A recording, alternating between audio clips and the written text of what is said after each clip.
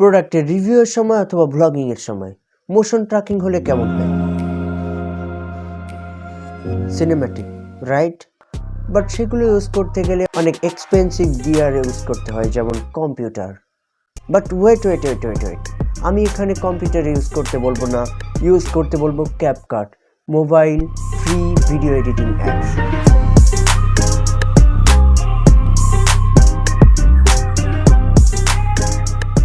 তো আর দেরি কিসে, প্লে স্টোরে চলে যান, ক্যাপকাট ডাউনলোড করুন এবং ভিডিওটি ইম্পোর্ট করুন। তারপর আর কি, আশেপাশে সব অ্যাডজাস্টমেন্ট শেষ করে চলে যান টেক্সট অপশানে, যেখানে আপনি আপনার মনের কথাটি লিখুন। এরপর টাইম লাইনের নিচে থেকে আপনি কতটুকু টেক্সট লেয়ারটি রাখতে চান সেটা সিলেক্ট করুন, এন্ড দেন ট্র্যাকিং।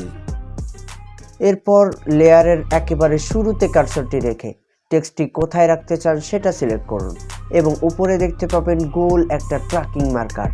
সেখান থেকে আপনি আপনার ভিডিওর সব থেকে কন্ট্রাস্ট অংশে মার্কারটি সেট করুন। এরপর আর কি, স্টার্ট ট্র্যাকিং ক্লিক করুন। বাট ওয়েট, বিকজ এটা কিছুক্ষণ সময় নেবে। একই পদ্ধতি ইউজ করে আপনি ফটো ইম্পোর্ট করতে পারবেন। কিভাবে?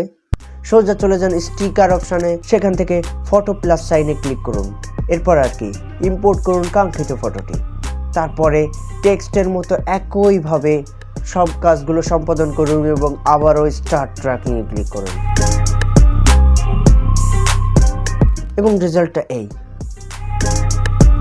কি খুশি তো? এবার ইউটিউবের অ্যালগোরিদমকে খুশি করো, বাট অলওয়েজ রিমেম্বার, ভিডিওতে ট্র্যাকিং ইউজ করো, তবে প্রেমিকার সাথে নয়।